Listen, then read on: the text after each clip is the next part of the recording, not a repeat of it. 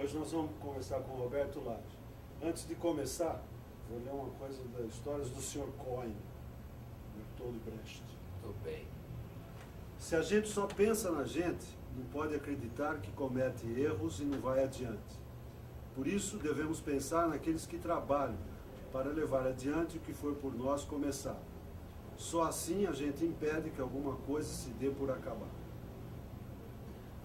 Lage, vamos começar. Faz uma breve biografia do teu começo, assim, uma pequena historinha.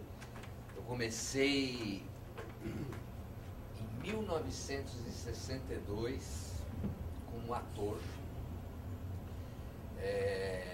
Trabalhei como ator até 1970, 71. Eu sou péssimo para datas assim precisas, mas até 70, 71 por aí.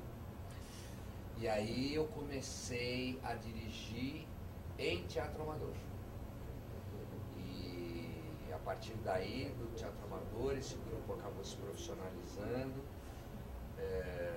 A gente fazia muito teatro infantil, fazia teatro adulto infantil com esse grupo, que chamava GTA, Grupo de Teatro Amanhã, que era o grupo da Lapa. Depois eu fui para o teatro do SETS, Tese, convidado por eles para dirigir lá, ficamos lá um tempo, foi onde nós nos conhecemos. E a partir daí seguiu o fluxo de direção até hoje. Nesse espaço de tempo, quer dizer, eu sempre, a minha formação, vamos dizer assim, como diretor, é uma formação que vem de grupo de teatro, né? Desse grupo de teatro amador, que era um grupo muito legal na época. E daí passei para o teatro universitário, aí constituí um grupo, no final do GTA, eu montei um grupo que chamava Grupo Caracol, que a gente se dedicava muito a teatro infantil também. Então a minha formação mesmo é de teatro de grupo, é de um trabalho sempre feito no coletivo, né? Diferente da minha experiência como ator, que eu sempre tinha trabalhado como ator contratado, com grupos, ditos grupos mais comerciais, companhias na época, né? mais comerciais. Aí sempre tive um pé num teatro mais investigativo, mais de uma busca de uma discussão estética, qualquer coisa assim. E durante muito tempo, no paralelo, eu também atuei no teatro comercial, no dito teatro comercial. De uns 7 anos para cá, eu praticamente me afastei disso que a gente estabeleceu chamar de teatro comercial. Montei, junto com o Celso Frateschi, um espaço chamado Ágora, que não é um grupo, é um centro de estudos teatrais, né, que a gente recebe pessoas e durante um tempo teve até um conjunto de atores residentes, hoje não tem mais. E aí praticamente me dediquei ao Ágora e tenho feito muito poucos trabalhos fora do Ágora no meio teatral. Conta um pouquinho o seguinte, tem uma geração que fez muito teatro infantil. Se a gente pudesse dizer, comparar é horrível, mas teatro infantil daquela época como formadores de atores e de diretores, e hoje também cenógrafo. Como você vê isso? Olha, eu acho...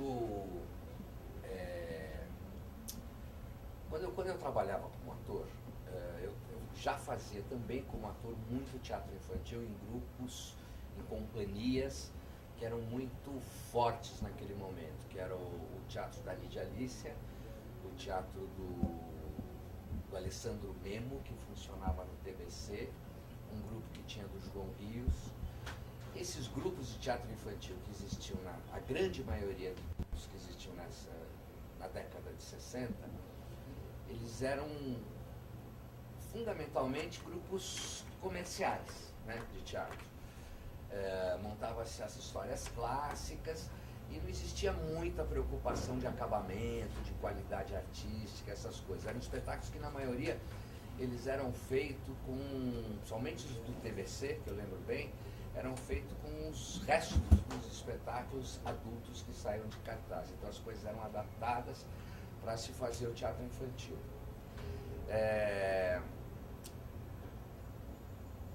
e tinham alguns grupos muito bons ainda na década de 60, mas eles eram um ou dois, por exemplo. Tinha o Teatro de Grupo, que era do Vignati, que fazia teatro infantil, que era um grupo muito sério, que montava as coisas do Oscar von Fuhl, que era uma dramaturgia. O Oscar sempre foi um homem de esquerda, então a dramaturgia dele levantava sempre uma discussão com relação ao homem, à sociedade, a exploração do homem pelo homem. Era um grupo muito interessante, mas ele praticamente era o único. Claro que eu devo estar cometendo alguma injustiça aqui, mas eu não lembro de outros grupos. No início dos anos 70, houve uma mudança muito significativa das pessoas que faziam teatro infantil, né? Eu acho que tem 3 pessoas aqui em São Paulo que capitanearam de alguma forma essa transformação, que era o Willo Krugli, vindo do Rio de Janeiro para São Paulo, o Messene, Carlos Messene, que tinha um grupo que chamava Toca, e o meu grupo que chamava Caracol, né? Por uma coincidência, claro que o Willo, eu não sei a formação dele, mas por uma coincidência, talvez, por um determinado aspecto, tanto o Messene como eu somos formados em pedagogia, somos pedagogos, né? Então a gente começou um movimento muito grande aqui de transformar o teatro infantil numa coisa séria, levada a séria, com preocupações estéticas, com preocupações pedagógicas, com preocupações políticas, inclusive, nesse sentido. E isso talvez tenha chamado a atenção naquele momento de um conjunto de pessoas, de atores, de outras pessoas que investiram seriamente no teatro infantil. Então, nessa época, eu acho que o teatro infantil foi muito importante no aspecto de formação de vários atores e vários outros profissionais. O Serrone começou aqui em São Paulo, ele veio de teatro amador em Rio Preto, por exemplo, e começou comigo aqui em São Paulo no meu grupo, o Augusto Francisco, esses são 2 arquitetos, né? Enfim, teve o João Acaiabe montou uma companhia de teatro infantil para quem eu dirigi, inclusive na época, que ela também era muito sério. Tinha a Terezinha Guiar, que veio de Campinas também, com um teatro voltado para criança de excelente qualidade. E eu acho que a grande mudança de qualidade nesse sentido também é que esse movimento fez com que nós não tratássemos mais a criança como um débil mental, não fizéssemos o teatro de atividade, mas fizéssemos um teatro ligado à formação dessa criança, a uma formação integrada dela. Entendeu? E esse movimento ia muito também de oposição ao regime militar e a reforma que teve na educação na decorrência do acordo McIntyre e do regime militar. Então não se exercitava mais no ensino fundamental a capacidade de análise, de reflexão, de manipulação da informação, de conjugação de elementos para a formação de um raciocínio crítico. E a gente fazia um teatro muito preocupado com isso, entendeu? Quer dizer, em voltar a fortalecer esses aspectos dentro da montagem. E também fazer montagens em que a gente achava fundamental fazer com que o público, nesse caso o público infantil, jovem, de crianças, percebesse que aquilo que estava sendo feito no palco, eles também podiam fazer. Eles também podiam manipular aquele material e transformar e exercer fazer o exercício da transformação, o exercício da fantasia, o exercício do jogo, né? Fundamentalmente.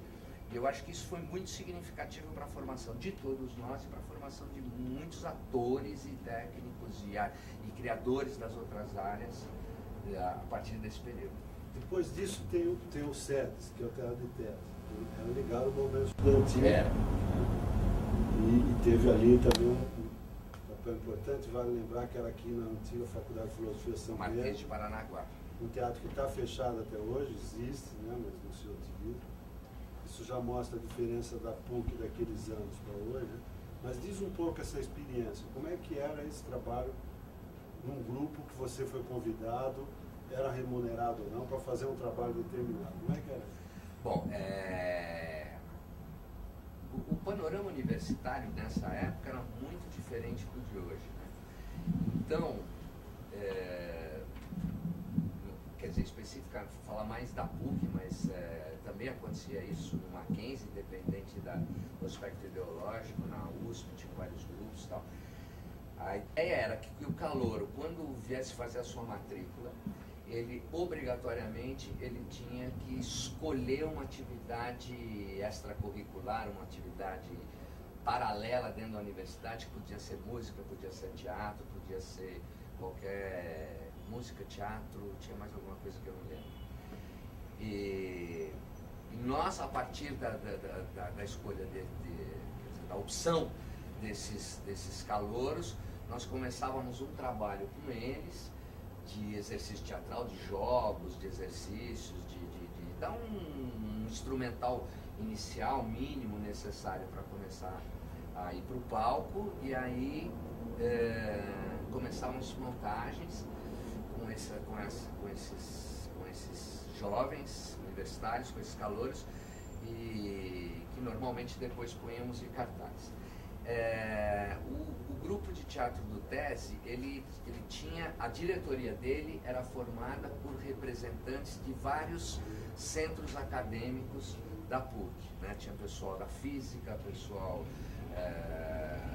de letras, pessoal de sociologia, eu acho, e essas pessoas, na época, elas tinham uma identidade ideológica, uma identidade política, né?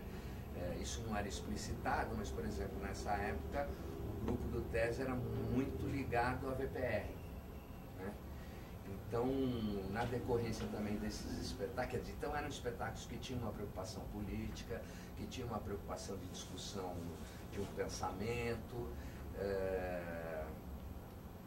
e o resultado financeiro desse trabalho, desses espetáculos, disso tudo, ele era repassado quase que integralmente para o movimento de esquerda clandestino em oposição ao regime militar na época, né? Muitas pessoas que participaram desses grupos depois acabaram até se profissionalizando em teatro, né? Do grupo do TESE, por exemplo, uma das pessoas que eu me recordo agora no momento, além de você que esteve lá, passou por lá e hoje é um profissional de teatro, o Erson Capri também esteve por lá, era um aluno de economia e acabou depois seguindo para teatro. E aliás, quer dizer, lembrando bem, além do pessoal da PUC, a gente recebia também muitas pessoas de outras faculdades, de outra universidade, no caso a USP, né? Não existia essa proliferação de universidades que não tem hoje, e que se juntavam a gente ali na realização dos trabalhos, né? E a gente tinha quer dizer, tinha um núcleo que também já era mais investigativo, menos dedicado a uma discussão política e mais investigativo, que levava a gente a montar Corpo Santo, blá, blá, e as montagens mais significativas, oficiais, vamos dizer assim, elas sempre tinham um pé, uma discussão do ponto de vista ideológica, que foi, por exemplo, no tempo que eu estive lá, foi o Chico Rei, o Almir Ayala, a Morta do Oswald de Andrade, o Baal do Brecht. Não lembro mais, tinha mais coisa, mas eu não lembro assim. Mas o que é interessante é que tinha uma pretensão cultural, tinha uma ambição de fazer, não era um quebra-galho. Né? Não. Que eram espetáculos, inclusive, que vinham na contramaré do que era montado e que, de alguma maneira, propiciava uma discussão do próprio ofício teatral. Né? Sem dúvida. E a gente tinha como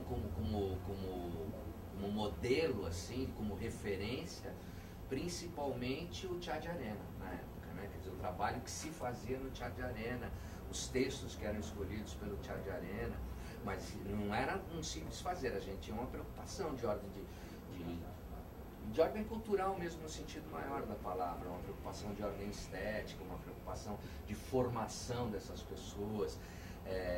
Lia-se muito, o pessoal que participava do TESE era obrigado a ler muito, a gente tinha grupos de leitura, grupos de estudo, lia-se muito, quer dizer, na época, isso é começo dos anos 70, né? Lia-se muito Sartre, lia-se muito Foucault, né?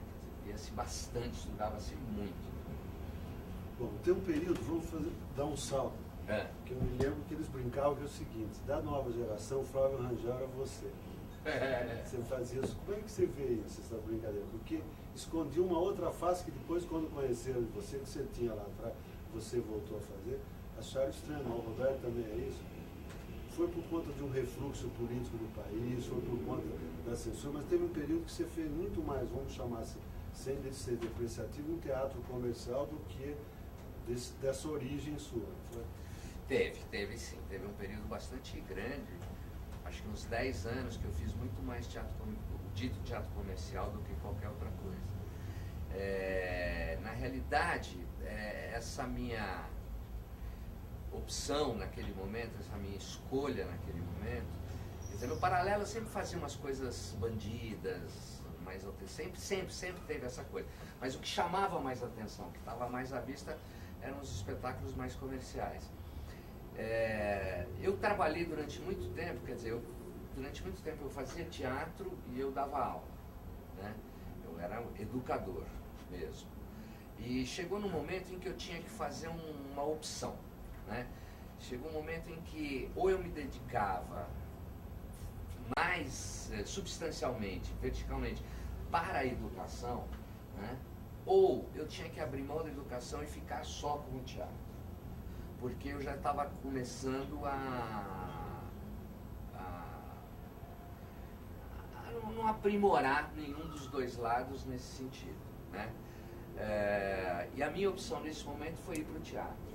E a opção ao ir para o teatro fazia com que no teatro eu tivesse a necessidade de ter receber, de ter um retorno financeiro que me possibilitasse fazer só teatro. E aí, também por uma coincidência, essas coisas acontecem mesmo, eu comecei a ser chamado por companhias comerciais para dirigi-los, né? E eu acho que isso, por um lado, quer dizer, eu topei porque me dava um retorno financeiro que eu precisava para poder continuar fazendo meus estudos e minhas investigações. E, por outro lado, quer dizer, eu sempre fui muito curioso do fazer teatral, da técnica mesmo, sabe, de fazer para aprender, para experimentar, blá, blá, blá.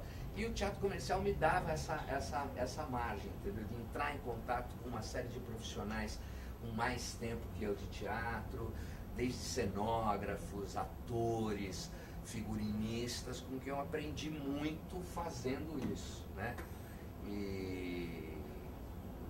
Então acho que as razões maiores foram essas que me fizeram ficar trabalhando mais no teatro comercial. E na realidade, quer dizer, não acho que tenha nenhum problema, eu sempre tive uma preocupação muito grande de crítica pessoal, de autocrítica e de princípios, e não é porque eu estava fazendo teatro comercial que eu fazia qualquer peça, né? Eu nunca topei fazer uma peça da qual eu discordava ideologicamente, seja do ponto de vista de moral, de valores, nesse sentido. Quer dizer, eu fiz muitos espetáculos muito comerciais, mas sempre que não fossem conflitantes com meus princípios básicos como indivíduo, como artista, como cidadão, como ser político que todos nós somos, né? E eu acabei deixando quer dizer, fui abandonando um pouco esse viés do teatro comercial, porque é claro que teatro não tem receita, né? É claro que se teatro tivesse uma receita de sucesso, todo o panorama seria outro, né? Teatro é sempre não tem um chão, uma regra. Mas no exercício do teatro comercial você acaba aprendendo uma série de macetes que facilitam o sucesso do espetáculo, que facilitam o êxito dele do ponto de vista comercial, né? E depois de um certo tempo que você domina esses macetes, você acaba se repetindo. Você acaba não arriscando mais. E mesmo porque o teatro comercial não permite muito risco. Não permite o risco, né? Porque está sendo um investimento de uma produção que entende aquilo como um produto e que bota na tua mão recursos e você tem que ser responsável o suficiente para não fazer que aquilo corra um risco de bilheteria muito grande. Isso faz com que você, depois de um tempo, deixe de experimentar, deixe de investigar, deixe de correr riscos fazendo seu trabalho. E isso me encheu. Ficou chato, entendeu? Quer dizer, ficou um pouco estimulante mesmo, né? do ponto de vista do artista. E aí me desinteressou. Né? E por outro lado, quer dizer, mais ou menos, quer dizer, nessa mesma época, eu comecei a ser chamado por uma coisa que até hoje tem muita gente que faz, mas nos anos 80 não tinha, que é a direção artística de eventos para empresas, né? Que é lançamento de produtos no mercado, lançamento de automóvel, lançamento, sei lá, da mais variada número de coisas, ou de premiação. E eu comecei a trabalhar nessa área, e é uma área que agora não tanto, mas na época remunerava muito bem, muito bem. E isso me possibilitava, né, ter um retorno financeiro, uma dedicação de tempo muito menor, né, fazia desnecessário eu estar atuando no teatro comercial com uma possibilidade de ter recursos e me permitindo ter muito mais tempo para um teatro mais investigativo, mais de discussão, mais de formação, mais de preocupação mesmo, de um engajamento de outra natureza. A gente pode dizer que nesse período o teatro comercial ele tinha uma preocupação com a qualidade, com a excelência maior que hoje? Eu acho que se pode sim. Eu tenho a impressão que se pode sim dizer que a preocupação de qualidade, de acabamento, a preocupação de refinamento do espetáculo era, pelo que eu percebo, pelo que eu vejo, né, não estando mais diretamente ligado a isso, era muito maior. E a gente tinha profissionais na época, por exemplo, você tinha na área de cenografia, por exemplo, você tinha vários grandes profissionais, né? Mas um deles, por exemplo, o Flávio Império, que era um cara voltado também para o teatro investigativo, era voltado para um outro lado, mas que atuava bem no teatro profissional, Gianni Rato, né? Que fazia muito texto comercial e que dava uma qualidade de outra natureza, né? Era muito diferente, eu não sei, às vezes eu fico me perguntando, tem várias especulações aí nesse sentido, mas é engraçado porque na época você conseguia ter um tempo de ensaio no teatro comercial muito maior do que você tem hoje. Hoje se monta um espetáculo um mês e meio, né, um espetáculo comercial. Você tinha muito mais recursos financeiros, os profissionais eram pagos, tinham um salário, né, não era coisa que hoje não acontece. Que não tem mais, não existe mais, não tem, né, não tinha porcentagem de bilheteria. Os espetáculos faziam carreiras muito mais longas, na maioria de terça a domingo, né? E isso fazia, e nós tínhamos também, quer dizer, aí vai uma discussão muito grande, mas eu acho que tinha um público muito menor do que temos hoje, proporcionalmente, mas nós tínhamos um público muito mais refinado. Então, mas isso é interessante que você está falando. O tempo de ensaio era maior, né? A equipe técnica ganhava salário. Todos, atores, diretores, todo mundo. A escolha visava ser comercial, entre aspas. Não tinha tanto risco, mas tinha uma procura cultural. Então, o que diferenciava do teatro, vamos chamar aqui na época, chamava teatro alternativo, era muito mais uma questão de posição política clara que esses grupos tomavam, ou de uma opção experimental maior, mas em nível da qualidade havia um diálogo. Havia. A tal ponto que havia, a gente pode dizer, de uma pessoa que atuasse num grupo, momentaneamente está num elenco de um produtor desse qualquer. E havia o produtor, coisa que hoje é uma brincadeira. Tudo isso tendo sumido, é prejudicial ao panorama do Teatro Paulista, você acha? Hoje? Sem dúvida nenhuma. Sem dúvida nenhuma. Sem dúvida nenhuma. Eu acho que a gente, desse ponto de vista do teatrão, dito teatro comercial, né? Porque a gente tem um outro movimento hoje muito mais forte, que é de grupos, daquilo que convencionou-se durante o período chamado de alternativo e tal. Mas eu acho que hoje a preocupação de quem faz um teatro comercial é a preocupação de um lucro fácil, sabe? De uma economia de recursos, no sentido de facilitar uma receita maior, né? Quem faz esse teatro é menos preparado, né? Se você pegar nessa época que a gente está falando, além dessas pessoas da área de criação de cenografia que a gente estava falando aqui, você tinha escrevendo para aquilo que se convencionava chamar teatro comercial, Vianinha, né? Entre os autores brasileiros, né? Quer dizer, tinha uma outra preparação. Eu acho que, às vezes eu acho que a decorrência, que tudo isso começa a se perder em função da questão da educação mesmo, da formação do indivíduo no processo de educação formal, né? Eu acho que o acordo McUsaid que foi feito e a reforma no sistema de ensino que aconteceu nos anos 60, fez com que os indivíduos fossem cada vez menos preparados, que eles têm uma formação e uma educação formal muito mais utilitária e muito menos humanista, muito menos, num espectro muito maior. E isso se reflete em quem faz teatro hoje em dia, de gerações que vieram depois e faz teatro, e se reflete também no público, no sentido de se satisfazer e se contentar com muito menos.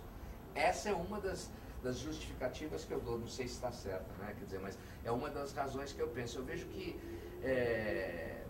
a falta de informação, a falta de preparo, e mesmo hoje em dia, várias vezes montando espetáculos ou trabalhando com atores de hoje, atores que hoje estão numa faixa de 30 anos, 30 e poucos anos, eu percebo que o nível de informação que eles têm, o nível de preparo no sentido de informação mesmo, não é nem, e claro que na decorrência disso, um raciocínio crítico, um juízo crítico sobre as coisas, uma capacidade de jogar com a informação, que é absurda, né? Sem citar nomes, mas dando exemplo, eu acabei de dirigir um espetáculo que foi lá para o Banco do Brasil, que foi o Madame de Sade do Mishima, e cuja ação se passa durante o período, um período anterior à Revolução Francesa e um ano depois, o último ato é um ano depois da Revolução Francesa. Quer dizer, por uma questão de formação, mesmo quando eu faço espetáculos que, vamos dizer assim, não é o caso do Mishima, porque ele nunca será um autor comercial, mas que tem assim uma preocupação um pouco mais voltada para um grande público, né? É de estudar muito, é de fazer o elenco estudar, ter verdadeira consciência daquilo que está fazendo, ter domínio daquilo que está falando e por que está falando e qual é a discussão. E quando a gente estava lá agora trabalhando com boas atrizes, é um espetáculo só de atrizes, com boas atrizes talentosas, né? E começamos a falar em Revolução Francesa e começamos a falar, por exemplo, em Segundo Império, eles nunca tinham ouvido falar. Eles nunca tinham, na escola, aprendido verdadeiramente, entendeu, o que foi a Revolução Francesa, o que levou à Revolução Francesa, o que a burguesia que foge da França durante a Revolução e que organiza para trazer o Napoleão e começar o segundo. Eles nunca tinham ouvido falar. Então, por mais que a gente informasse ali, que eu informasse, que a Aymara, por exemplo, a atriz do espetáculo, que é da minha geração, que a gente trabalhasse no sentido de informar, eu percebia depois, na realização do espetáculo, a falta de propriedade que eles tinham ao dizer aquele texto, entendeu? Ao levantar aquelas questões, ou como posicionar o personagem frente àquele quadro político, né? E eu acho que isso perpassa tudo hoje em dia. Perpassa... Com um paradoxo, porque talvez essa geração tenha um preparo técnico maior que a nossa, porque você não veio de formação de escola teatral. Não. A formação foi humanista, a minha também não. Se a gente pegar o Celso, não foi. O Erson, você viu, você acabou de citar, eu estava lá na época, veio da economia. Será que também essa coisa da especialização que virou ofício e essa diminuição de uma formação humanística tem a ver com esse despreparo, vamos dizer assim? Porque tecnicamente talvez eles tenham mais preparação que a nossa geração. Talvez tenha. Mas sim. a formação humanística é falha. Que aí a sociedade foi especializando para ser competitiva, mas a sua formação, entre aspas, genérica, humanista foi... Absolutamente rasa, absolutamente rasa. Dentro disso que você sente, como é que vem a necessidade de você chegar no Abra, no Celso e criar o Abra? Como é que foi isso? Como foi a conversa? Vamos fazer um cenário aqui. Como é que foi essa conversa? que os dois resolveram entrar nessa aventura? Então, é muito engraçado isso, né? Quer dizer, isso na realidade partiu de um acidente de percurso, né? Há 7 anos atrás, e tem absurdos, né? Que a gente é obrigado a dizer, mas assim, enquanto nós tínhamos um regime militar, os recursos para a cultura eram talvez mais significativos do que hoje, né? E abrangiam um espectro muito maior do fazer teatral, ficando só no universo do teatro, né? Então você tinha editais dedicados ao dito teatro comercial, editais de patrocínio do teatro comercial, e você tinha editais que te possibilitavam um teatro alternativo, um teatro mais investigativo. Eram recursos menores, mas existia a possibilidade de você pleitear recursos públicos para essas produções, né? O que possibilitava se fazer um monte de coisa, possibilitava a gente ir fazendo com isso. Isso, a partir do final da ditadura, a partir dos regimes ditos democráticos, começo, né, das leis de incentivo. Começo das leis de incentivo, desapareceu esse apoio de uma política pública para um orçamento público para a área cultural. Desapareceu um investimento público naquilo que é o que eu acho que é fundamental para a vida do teatro, para o crescimento do teatro de uma cidade, de um país, que é fortalecer a investigação, fortalecer jovens talentos, fortalecer tudo aquilo, porque é isso que vai alimentar o teatro e que vai dar desenvolvimento a ele, né? Sem dúvida nenhuma.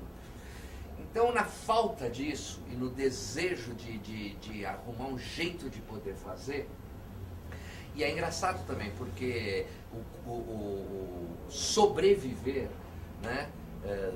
Levantar recursos para sobreviver também ficou muito mais difícil para a sociedade em geral. Então, antigamente, quem fazia teatro, a gente podia fazer sem ganhar nada, mas dava para levar a vida de alguma maneira, né? Isso ficou impossível, né? Então, houve um empobrecimento generalizado nesse sentido. Então, a partir daí, desse meu desejo, eu entrei com um projeto de ocupação para o Teatro Eugênio Kuznit da Funarte. Chamava-se A Ética do Ato. Era um projeto que eu tinha armado. E, coincidentemente, na época, o Celso entrou também com um projeto que era em cima das tragédias gregas, se não me engano. E nenhum de nós dois fomos escolhidos para ocupar o teatro naquela inscrição, naquele edital. E ao ir buscar meu projeto, o Marco Antônio Rodrigues, tal, não sei o que lá, que estava lá, falou, pô, a gente sempre queria tanto que você ou o Celso tivesse pego, tal, não sei o que lá, nenhum dos dois pegou. Aí eu descobri que o Celso estava, li o projeto do Celso, apesar da gente estar indo por dramaturgias muito distintas, mas a essência era a mesma coisa. Então, eu tinha um desejo muito grande de ter um espaço para voltar a trabalhar nesse sentido. E aí então procurei o Celso e propus que a gente alugasse uma sobreloja, um galpão, alguma coisa bem baratinha, um porão, alguma coisa, que nós rachássemos os horários dos aluguéis e o aluguel, para que os dois desenvolvessem os trabalhos lá, mas ainda isolados, cada um na sua, né?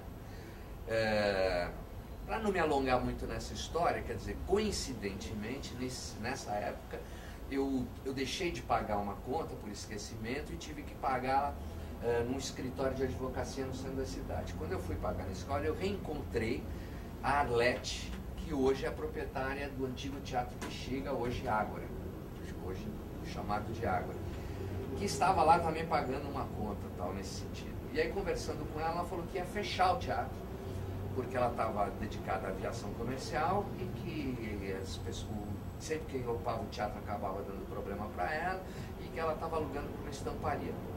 Como eu tenho uma ligação muito grande com esse espaço, porque nesse boom de teatro infantil da década de 70, em 6 pessoas nós nos associamos para construir um teatro especificamente para teatro infantil e construímos, na época, Teatro do Bexiga, me doeu muito a ideia desse espaço desaparecer, independente da importância da perda de um espaço de teatro para a cidade, né? Aí falei com o Celso e nós topamos alugar, fizemos uma proposta de aluguel para ele e topamos alugar. Quando nós alugamos, nós percebemos que não existia sentido a gente ter alugado um espaço tão grande para a gente como aquele, né, e continuarmos com projetos isolados lá fechados. E aí passamos a conversar sobre quais eram os desejos e as necessidades dele, quais eram os meus desejos e as minhas necessidades, e começamos a casar essas coisas, interseccionar essas questões, e aí criamos o projeto Ágora, né? Que é uma coincidência com o Celso, porque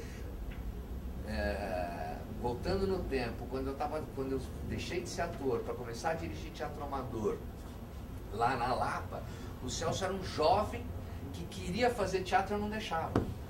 Ia lá pedir para fazer teatro e eu não deixava. Eu falava, não, você é muito moleque, a gente tem 5 anos, 6 anos de diferença de idade, mas na época eu tinha 20, ele tinha 14, 15, né? Então era um moleque chato que ficava lá.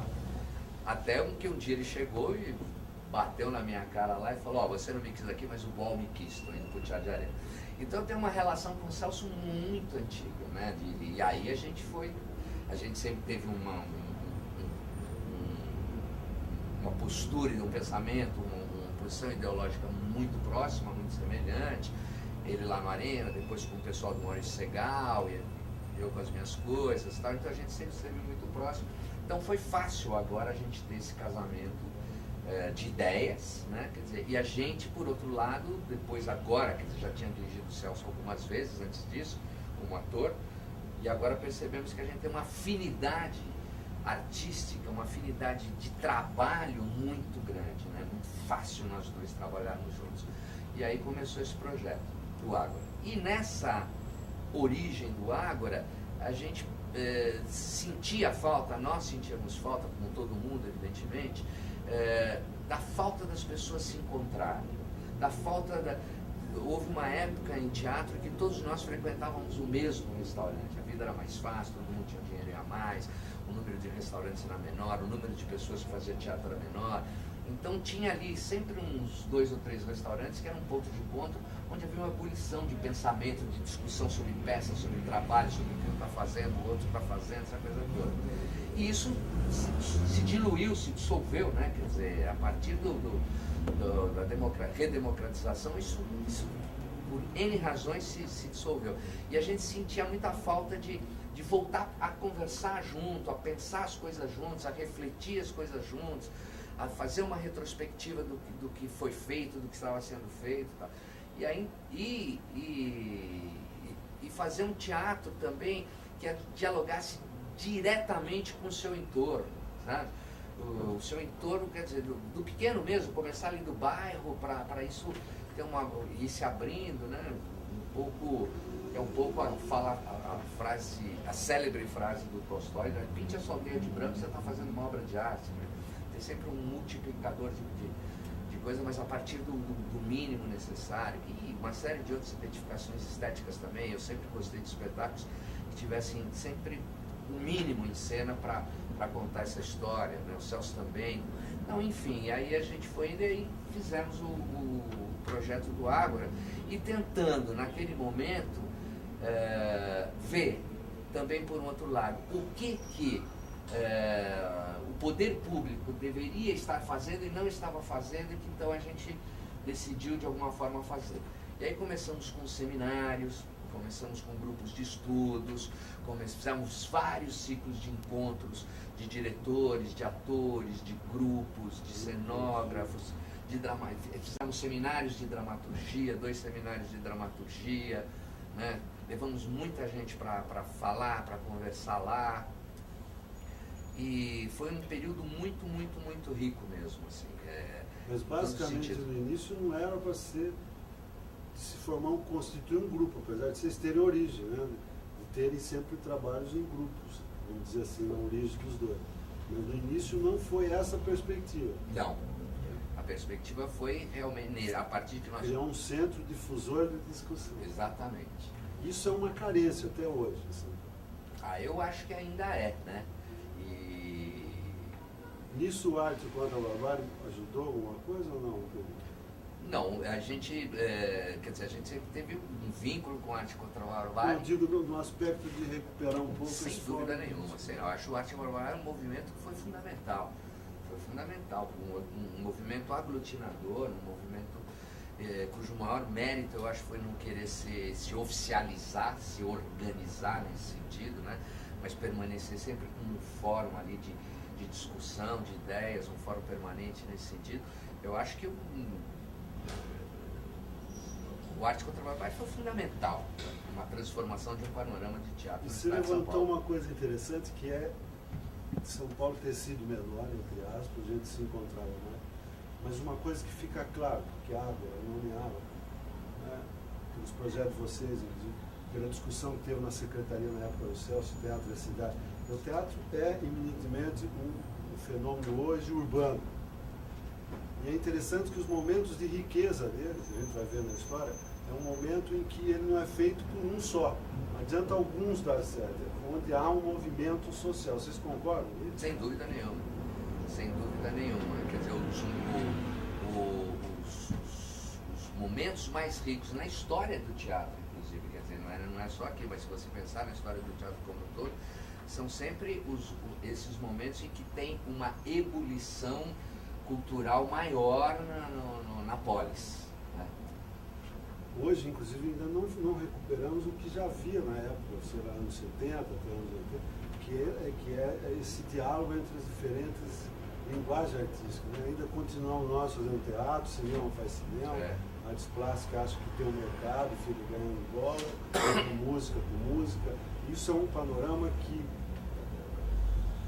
a gente deveria lutar para mudar ou não, isso é essencial ou não, para as diferentes linguagens, inclusive. Não, eu acho que claro que vai enriquecer muito mais todo mundo se houver uma troca, como é que chama? Um intercâmbio, um permear maior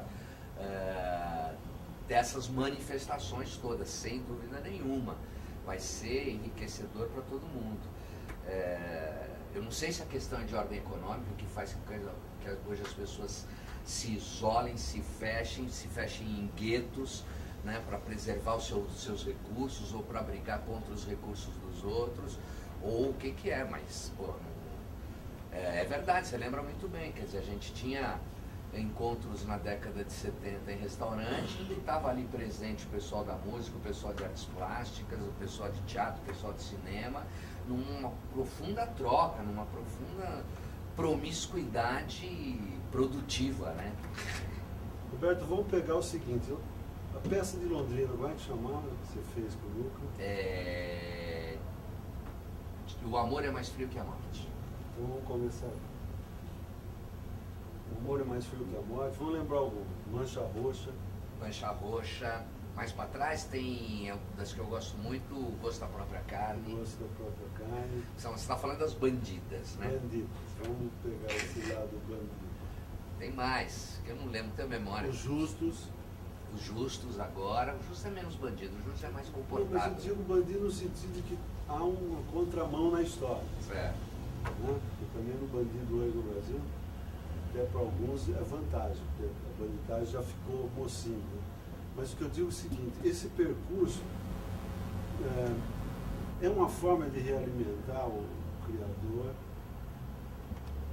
é um desafio que põe para frente, como é visto quando, para usar um termo antigo, quando pega um miura desse para montar. Já que a gente já foi dito aqui que, por exemplo, talvez a formação do público hoje é muito distinta, são espetáculos que de princípio a gente, vamos dizer, tem uma ideia de que não é para grande público, e por isso não vai ser a bilheteria que vai nos manter, ou o elenco, ou o coletivo. A perspectiva que entra, então, é por quê? Por que temos obrigação de fazer isso? Porque eu acho que aí a gente entra um pouco numa questão ética, que às vezes não está sendo conversada hoje no nosso ofício. Né? Até aqui, a gente está fazendo esses debates estéticos, forma e conteúdo, e uma coisa que a gente diz é o seguinte, a gente corre o risco de ser ultra avançados em termos de lutas materiais, e ultrapassados em questões oníricas e lúdicas, porque a gente deixou de discutir o nosso ofício. Então, por que fazer isso? Quer dizer, como é que vê isso? Como é que se dá isso? que até o próprio órgão público não entende. Por que eu vou manter esse tipo de teatro? Eu acho que quer dizer, não sei, mas para mim sempre foi meio...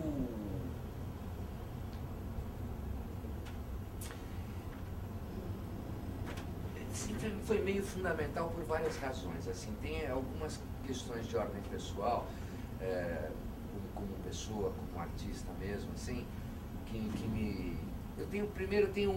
sempre tive uma identificação muito grande com aquilo que se começou a chamar de marginalidade, né? Nas minhas atividades paralelas de teatro, eu passei 10 anos trabalhando, fazendo teatro dentro das penitenciárias, né? Comecei na FEBEM e terminei no manicômio judiciário. Então, esse universo do excluído, esse universo daquele indivíduo que tem um comportamento que é radicalmente oposto ou muito transgressor no sentido do conjunto de regras estabelecidos para o convívio social, pelo que veio de cima e se estabeleceu como padrão hegemônico de comportamento social. Isso sempre me fascinou muito, entender o que leva o indivíduo a isso e perceber qual é a nossa responsabilidade e como essas coisas todas se movimentam, né? Esse é um lado que sempre me estimulou muito em buscar disso. E eu acho que isso eu acho fundamental, eu acho absolutamente necessário se fazer essa reflexão permanentemente, né? Quer dizer, se colocar também no papel daquele que exclui. E por que eu excluo o outro, né? Ou porque é louco, e aprendi muito no manicômio com relação a isso, essa coisa toda. Por outro lado, quer dizer, eu nunca fui uma pessoa de teatro que perseguisse uma determinada estética, perseguisse um determinado processo, como, por exemplo, é o caso do Antunes, que a vida inteira está atrás de uma determinada coisa. Eu sempre fui muito curioso dos vários procedimentos, das várias possibilidades estéticas, né? Então isso também me leva para esse tipo de dramaturgia, porque ela abre um espaço de investigação e de experimentação dessa natureza muito grande, né? Eu desde que eu me conheço por fazer teatro, eu mexi com o teatro, com a comédia, com a ópera, com o circo, com a dança, né? Eu sou muito curioso de entender esses procedimentos e esses processos de realização e de construção, né? Então acho que esses dois lados assim foram fundamentais no meu desejo, no meu exercício de espetáculos mais transgressores nesse sentido, transgressores no sentido de levantar discussões mais de base mesmo, em que pudesse o espectador fazer uma reflexão sobre questões éticas e morais, né? Hoje em dia é um momento, por exemplo, que eu tenho uma profunda, agora até estou melhorando um pouquinho, mas uma profunda discussão comigo mesmo sobre esse momento que a gente vive, em que eu acho que a gente tem muitas perguntas e poucas respostas, em que às vezes eu tenho a experiência que a gente percebe a necessidade de ter eu acho que a gente está num momento de transição muito grande, né? De revolução mesmo nesse sentido, revolução de valores, revolução de princípios, né? E que me leva para uma certa angústia, porque às vezes eu acho que a gente percebe isso, intui isso como artista, tem um raciocínio muito claro com relação a isso, frente a um quadro político do qual a gente é discordante, frente a um conjunto de valores que está aí, do qual a gente discorda, mas eu acho que a gente ainda se utiliza de um instrumental e de uma ferramenta que pertence ao passado e que não é adequada, talvez, para nos projetarmos para frente, né? E isso também perpassa um pouco comigo essa questão da ética, da moral e da ética, né? Que na realidade vem a ser a mesma coisa se a gente for pegar lá atrás no esqueleto, né? E nos romanos. Então, por exemplo, hoje eu sou até um pouco mais retraído no sentido de fazer espetáculos mais marginais, mais transgressores nesse sentido, porque eu tenho um pouco de medo de como isso é lido hoje em dia, de como isso pode ser interpretado, isso pode ser uma arma de dois gumes, né? Isso, por exemplo, mudando um pouquinho de assunto, mas dentro do mesmo assunto. Há um tempo atrás tinha um projeto lá da Secretaria, que era do Formação de Público, onde eu fui convidado para dirigir a Mandrágora do Maquiavel, né?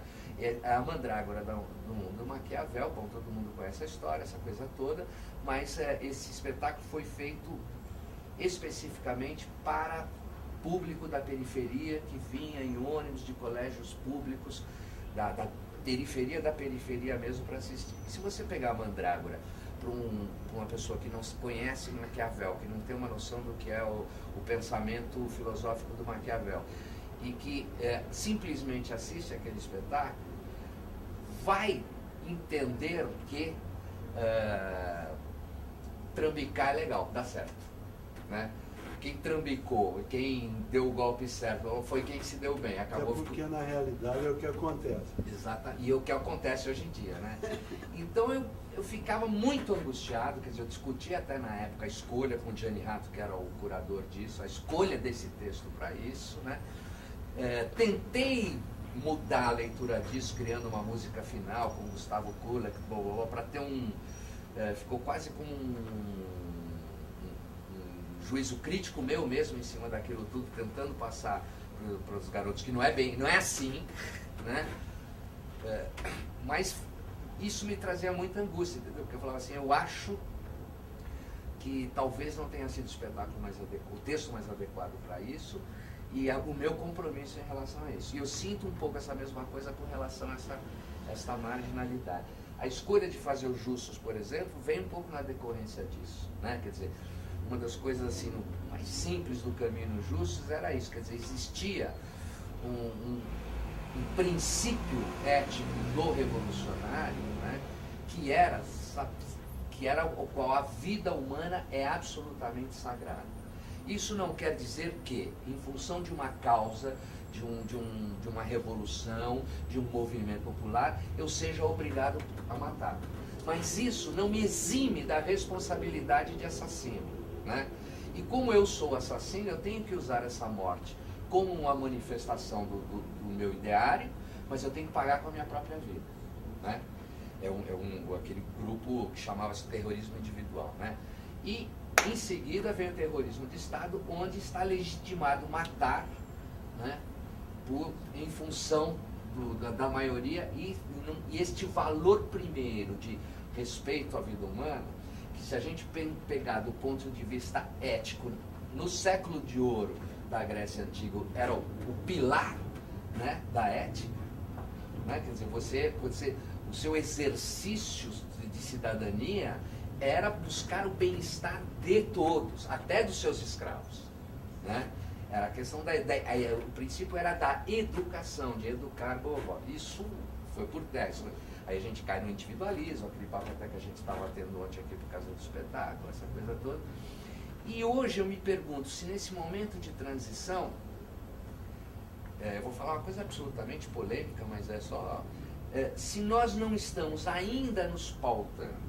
É claro que utopicamente o que a gente quer do ponto de vista de relação social, de relação humana e de convívio nesse sentido é o modelo grego, né? Que a gente é praticamente uma utopia, mas o que a gente quer, assim, na sua essência é o que estava lá como organização, né? E como a postura do cidadão, né? E hoje isso não existe mais. E às vezes eu fico pensando, se a insistência que nós estamos fazendo em contraposição a essa perda de princípios éticos, para mim, dessa perda de valores referenciais que graça em todos os níveis, né? O equívoco não está também no fato da gente estar nos pautando por valores éticos que não pertencem mais a esse momento e que não sabemos quais são, né? E que possibilita isso. Por exemplo, eu me pego assim, eu sei que é até ingênuo por um determinado lado isso que eu estou falando, mas quando tem o escândalo do futebol, dos juízes que foram subornados para resultado de jogo, blá, blá, blá. E eu leio no jornal depoimento de vários jogadores dizendo, não, isso é um problema do cara, se ele acha que é assim, para mim tudo bem.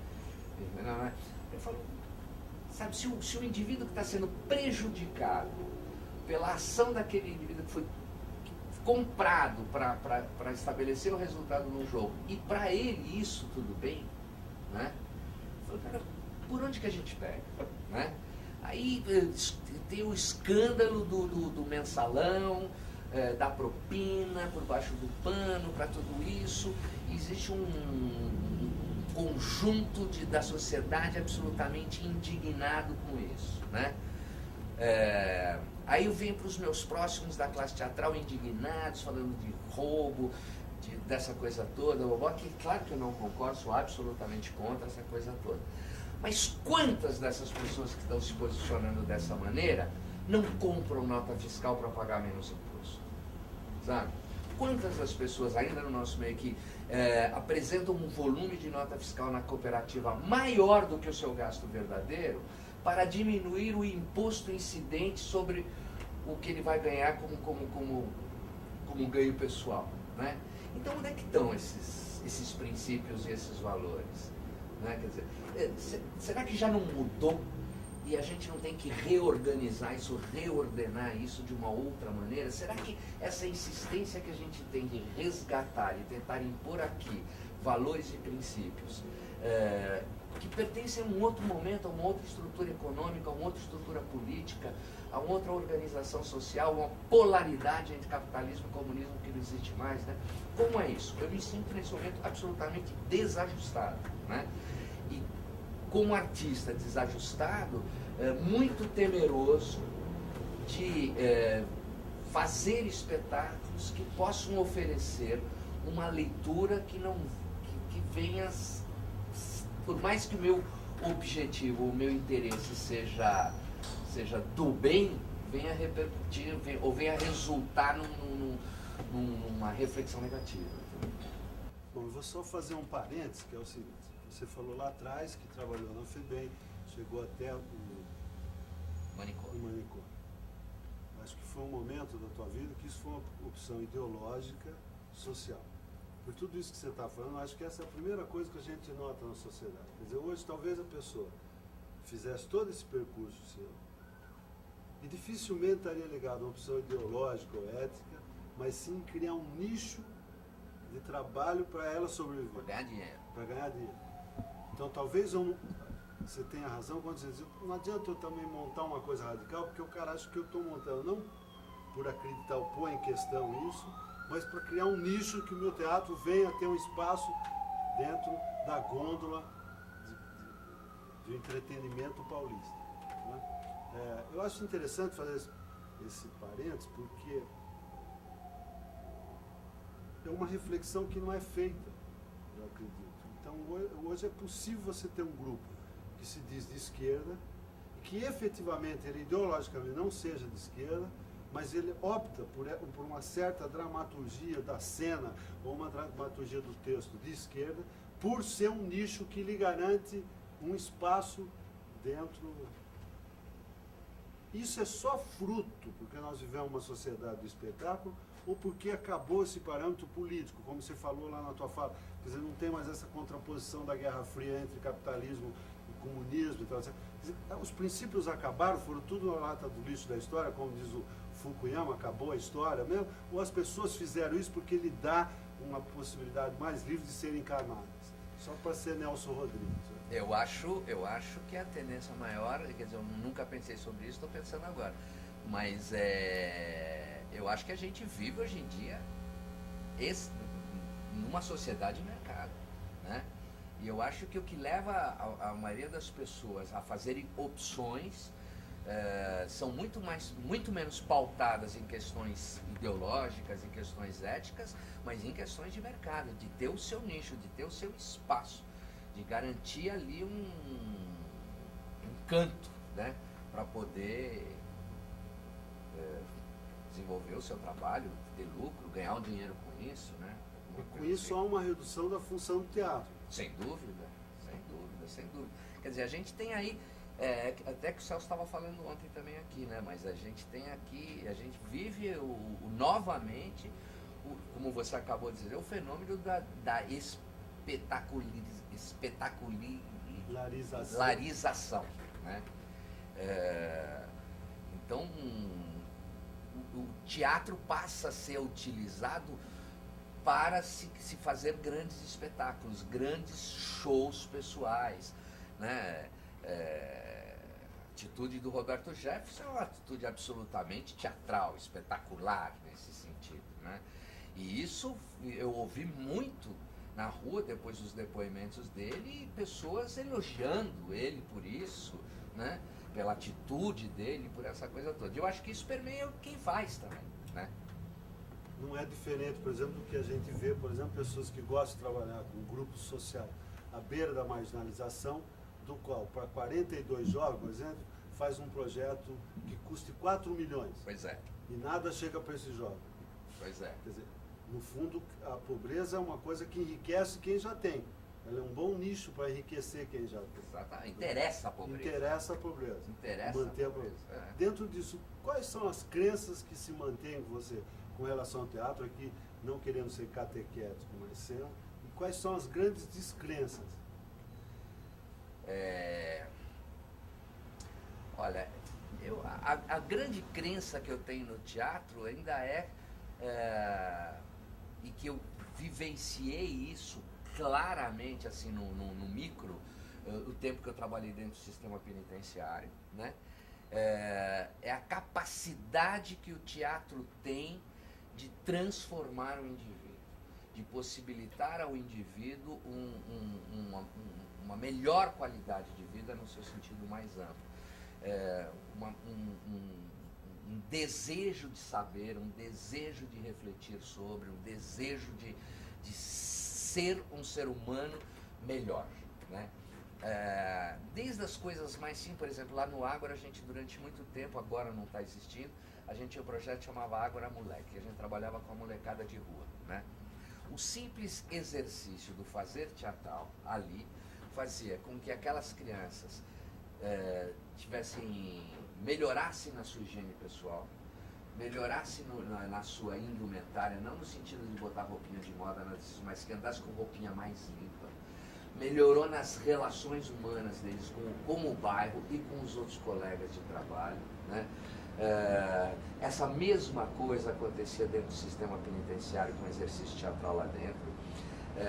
Eu tive a possibilidade de perceber concretamente, por exemplo, dentro de uma das penitenciárias que eu tive, que era a penitenciária de São Vicente, onde tinha grupos rivais, né?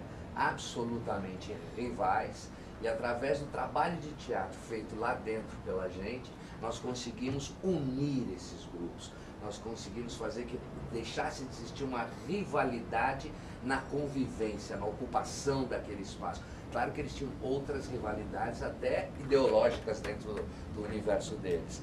Mas essa capacidade de transformação do teatro, pelo contato direto, pela possibilidade que ele tem de você, pelo diálogo, né, efetivo que existe no desenvolvimento de um trabalho ou na apresentação de um trabalho, eu acho que não existe nenhuma outra manifestação artística tão poderosa, tão forte, tão abrangente, né?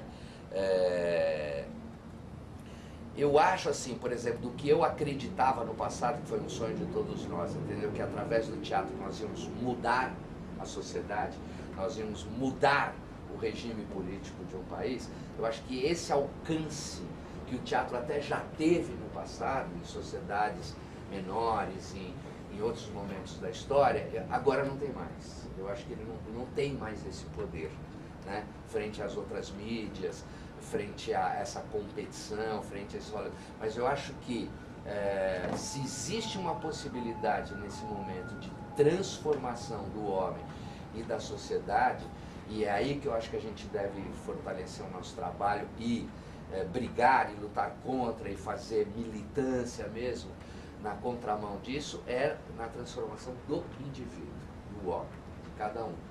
E aí vem meu lado de educador mesmo, né? De formação, da minha formação de educador, e de que eu acho que talvez isso seja muito a longo prazo. E não acho que eu vou estar vivo quando isso aconteça, mas eu acredito nessa transformação e acho que se no meu exercício de vida eu conseguir mudar toda a minha vida, todo o meu exercício de cidadania através da profissão que eu escolhi, eu conseguir mudar 5, 10 pessoas, nós somos vencedores. Nessa brincadeira, eu poder falar como Jung, daqui uns anos o teatro estará dentro da área de políticas públicas de saúde, é isso? Acredito que sim, deveria estar. Não, e você vê hoje, quer dizer, claro que a gente, eu não sei, eu assisto muito, assim como você, eu assisto muito espetáculo fora do circuitão, né? Fora do grande circuito. Eu não tenho nem muita vontade de ver esses espetáculos do circuitão, é raríssimo eu ver. Né? Então eu gosto muito dessas coisas que estão pipocando por aí. E é claro que tem muito despreparo técnico ainda, existe muita falta de preparo de formação, de preparo intelectual por quem está fazendo, mas eu acho que o fazer, se o indivíduo é bem intencionado, ele vai adquirindo isso no desenvolvimento do seu trabalho, né? E eu tenho visto esses espaços quase que sempre cheios, sabe? Com gente assistindo. Por exemplo, eu vou lá, tenho visto por algumas razões alguns espetáculos lá dos sátiros, e aquilo está sempre lotado. E num primeiro momento que eu ia lá, aquilo sempre estava lotado por um nicho mesmo, assim, sabe? Por um público gay, né? Por um segmento muito geral. Ultimamente indo lá não, é um povão que tem lá, é muita gente, né? Então acho que esse germe da percepção ou da necessidade que o indivíduo tem desse contato direto na manifestação artística, sabe? Nesse mundo de ilusão que é a peça, a história que está acontecendo ali na frente e tal, não sei o que lá, me parece que está aumentando, que as pessoas têm mais necessidade disso, mais desejo disso, né? Agora, por outro lado, isso coloca uma questão, por exemplo, vamos dizer, com a lei de fomento ao teatro na cidade de São Paulo, alguns grupos se estabilizaram, há uma produção que relativamente, a gente pode dizer que em termos de qualidade, ela teve uma ascensão até parâmetro em termos nacionais, mas você também não acha que se pode um pouco se conformar com isso e esse teatro ficar num patamar que ele chegou até ali e deixar de ter ambição de que a responsabilidade dele aumentou e por isso mesmo ele teria que se exigir com rigor maior ainda do que ele faz? Sem dúvida nenhuma. E é isso que eu digo, que talvez caiba a gente, que tem um tempo mais de vida, de carreira e de preparo, militar nesse sentido, com esses fazedores de teatro, com essas pessoas também. Não deixar que isso caia numa acomodação ou num comodismo e que fique numa mesmice, né? Porque normalmente a gente olha os vocacionados, aí todo mundo dá conselho, mas entre a gente é como se fosse um pecado se tocar na questão da qualidade, na questão de uma análise crítica dos trabalhos. Isso é um pecado realmente, mas desfavorável a nós. Sem dúvida. Né? Porque o público também sabe o que está acontecendo. Não é E socialmente ele também vai começar a exigir. Se você está usando um recurso público, onde está a qualidade desse recurso público, que é meu, em última instância. É isso, pô? Eu acredito. Bom, para a gente ir terminando, porque conversamos bastante, que teatro te dá prazer? Sei que você está começando a dirigir o Elia, veio de uma encenação ultra... Elia não, Ricardo. Ricardo III, veio de uma encenação ultra bem sucedida em termos de qualidade, de rigor, de desafio a vocês, que é o Sonho de um Homem Ridículo. Aonde está essa tesão aí? Olha, como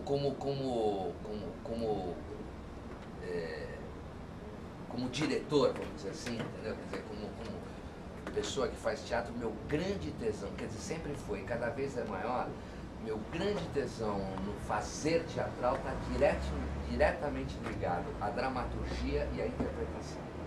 As duas coisas que me imobilizam, me fascinam, me interessam, me estimulam, me gratificam assim, durante o processo de construção, independente da escolha do texto, do que está se discutindo aqui, que claro que é muito importante, né?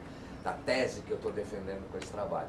Mas no fazer teatral, o que me fascina, o que me mobiliza mesmo, quer dizer, é a dramaturgia, e a dramaturgia no sentido da palavra dita, né? Quer dizer, daquilo que está sendo dito, a qualidade daquilo, e o exercício de direção do ator, de construção de um personagem, de constituição de um personagem com essa dramaturgia no texto. Todo o resto, para mim, o caráter da encenação, é decorrente desses dois motes que são os propulsores. E para o iniciante?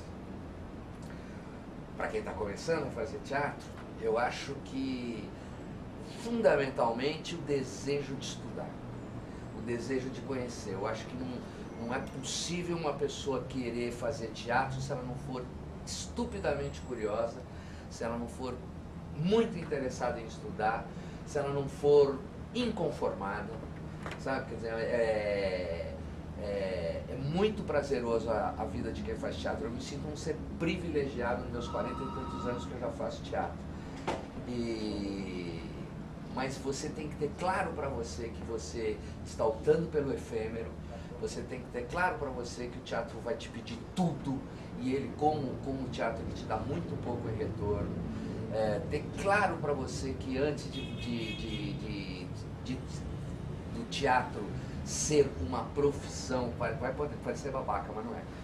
Ser uma profissão, o teatro é um sacerdócio, né? Quer dizer, você se doa para alguma coisa, você se doa para uma cidade, você se doa para uma coletividade através do exercício disso, e ser extremamente rigoroso, tá? Estudioso, curioso e rigoroso consigo mesmo e com aquilo que você está fazendo. Como eu comecei lendo, eu vou ler outra coisa para você do Coyne. Chama o Sr. Coyne e a atriz. O Sr. Coyne tinha uma atriz como amiga que recebia presentes de um ricaço. Por isso, tinha opiniões diferentes da do Sr. Coyne sobre os ricos. O Sr. Coyne pensava que os ricos eram pessoas más, mas sua amiga pensava que nem todos eram maus.